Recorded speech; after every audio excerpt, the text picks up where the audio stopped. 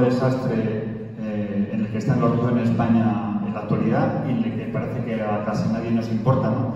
Salvo que tengamos agua para regar los huertos o para regar los campos o agua para beber, más allá de eso los ríos no nos importan nada, ¿no? Hago un repaso por 40 ríos, algunos ríos grandes, otros ríos pequeñitos, y la verdad es que la gente que salió del ensayo, que me dice que sí le ha gustado, me han dicho que es muy pesimista, que debería ser más optimista, ¿no?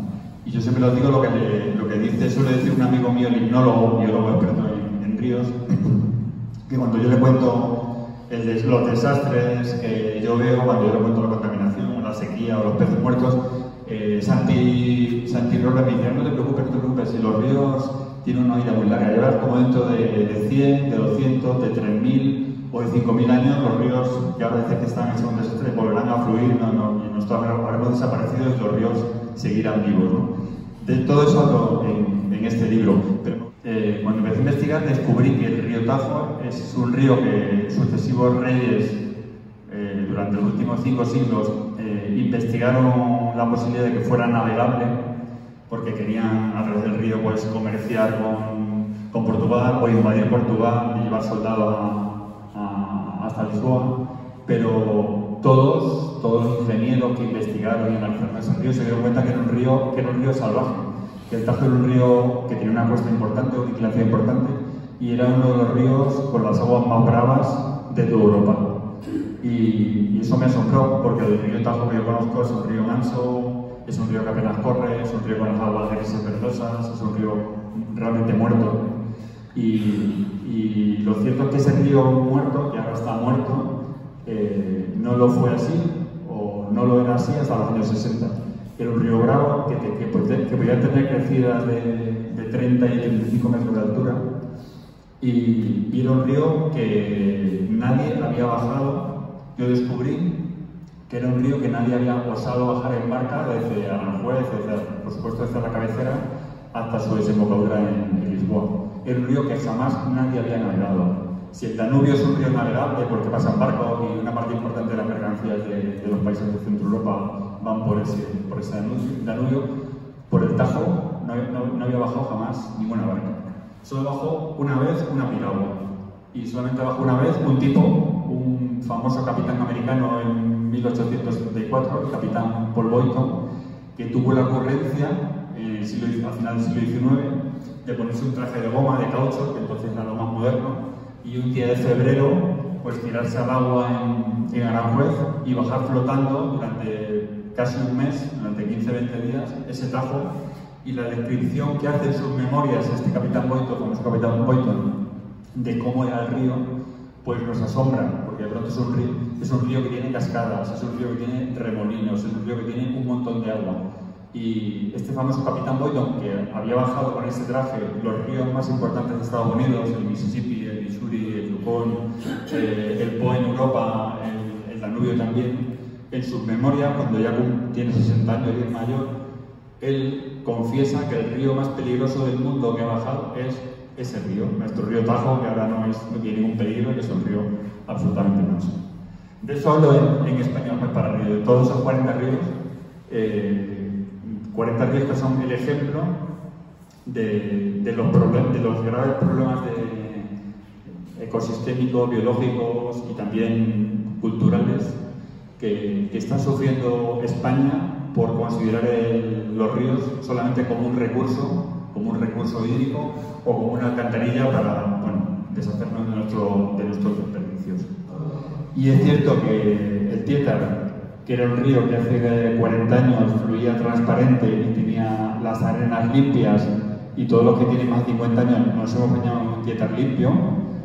Es cierto que ahora no está limpio, es un río que ahora está eutrofizado, que ahora está verde porque tiene exceso de fertilizantes y hace que las algas proliferen, y es un río que ni siquiera las crecidas del invierno hace que arrastren los cienos que tiene en el fondo. Ya hace mucho tiempo que no piso en el fondo del Tietar la arena que había, ahora pisas cieno. Es un río que nos hemos cargado o que hemos convertido en dinero, ya que utilizamos el 100% de sus aguas para regar nuestro tabaco. Y es un tema que a lo mejor deberíamos plantearnos. El tema de la salud del Tietar no es un tema que yo opine, es un tema que entra en el Ministerio. ves la calidad del agua desde el punto de vista químico y biológico, y cualquier biólogo o químico te diría que esa agua es venenosa. Tiene niveles de cadmio, de plomo, de mercurio, que no se corresponden con un lugar en el que no hay industria. O sea, lo que me decían los biólogos es, no entendemos cómo hay este tipo de metales pesados en el Tieta, a la altura de los análisis de natural en la Mora de la Mata, cuando es un río que se supone que tiene una gran industria alrededor, que esté vertiendo como el Danubio, vertiendo aguas residuales al Tieta. Y sin embargo está muy contaminado de esos metales pesados, y por supuesto está muy contaminado del exceso de fertilizantes que se utilizan toda la vega del Tieta. Tampoco lo digo yo, el río está así y no está muy bien, está bastante mal.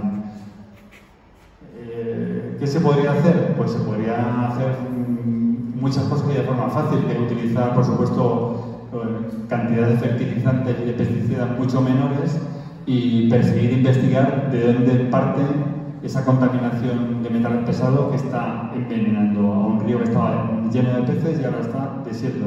Bastaba que un taller pequeñito no tratase bien pues, las baterías que desecha o los aceites que desecha, y que ese taller anónimo del polígono industrial de Almoral hiciera vertidos regulares para que el río entero se contaminara con un solo taller.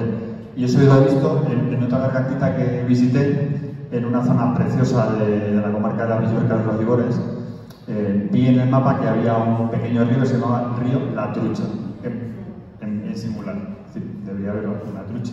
Entonces fui a visitar ese río, era un río pequeñito, alucinante, con el agua transparente, con un bosque de ribera exótico porque tenía loreras, que es un bosque relicto de la época del Cuaternario, y de pronto, un río de agua limpia, y de pronto, en 200 metros, ese río de agua limpia tenía el agua naranja, color naranja y el fondo naranja. Digo, ¿cómo puede ser aquí, en medio de un lugar donde no hay nadie, no hay casas, no hay agricultura, no hay ganadería, no hay industria, el agua esté contaminada? Entonces investigué un poquito más, me metí por allí y había una casa de un señor que tenía la casa. Pues la casa de ese señor, no sé por qué, está contaminando solamente una casa, solamente una persona, un río entero. Y en el resto de la garganta grana, como las 40 gargantas de la Vera se conservan, y los problemas son otros. Los problemas también son que hay, pues eso, tomas de agua ilegales, que hay esa idea pictórica que yo no estoy a favor, aunque aquí en Jarandilla haya varias, de lo que se llama malamente o de forma incorrecta piscinas naturales. Entonces, de pronto, cerrar la conectividad de un río pues, no está muy bien, porque eso hace que al final ese agua, que no se puede tratar porque en una piscina, pues se vuelve verde, al romper la conectividad, entonces los peces no pueden subir y bajar, y eso no está demasiado bien. La calidad del agua de la garganta está bien, pero tiene ese problema, y el problema es que estamos sacando un exceso del recurso, y eso hace que si tú bajas, no aquí en Jarandilla, pero si bajas a Jaranda en la parte de la desembocadura, o si bajas a Cuartos en la parte de la desembocadura, ahora no, pero dentro de 15 días te vas a encontrar con que por esa garganta apenas fluye agua, la garganta está seca. Por ejemplo, Cuarto, que es la garganta de Cuartos de Losar, que es una de las gargantas más caudalosas de la Vera, en agosto ya llevo viendo, pues tratando un montón de agostos en que no llega ni una gota de agua al Tietar, y el Tietar vive de esas gargantas también. El Tietar puede recuperarse, puede limpiarse si fluye agua suficiente a las gargantas. Y es increíble que la garganta de Cuarto se seque, es increíble porque jamás se ha secado, hasta hace 20 años no se secaba. ¿Qué pasa ahí? Pues ahí las confederaciones, que son las que tienen las competencias en el tema del agua, deberían perseguir esas tomas ilegales de agua. Y que algo estamos haciendo mal cuando ya en julio la garganta está como está. Y si sigue así y no llueve y todo parece indicar que va a ser así, pues es posible que a final de agosto la garganta se seque. Pero claro, yo no conozco las gargantas, o no he conocido la garganta de la Vera seca hasta hace 10 años. O sea, ahí deberíamos pensar y reconsiderar qué estamos haciendo mal para que nuestra garganta se seque. Porque algo que olvidamos con mucha frecuencia es que toda nuestra riqueza y nuestra forma de vida y nuestra supervivencia pues no depende del agua mineral Fonbella que compramos en el supermercado, depende del agua de nuestros ríos. Y si no los cuidamos y no los protegemos y no los utilizamos de forma racional, pues pues en pocos años vamos a quedarnos sin ellos.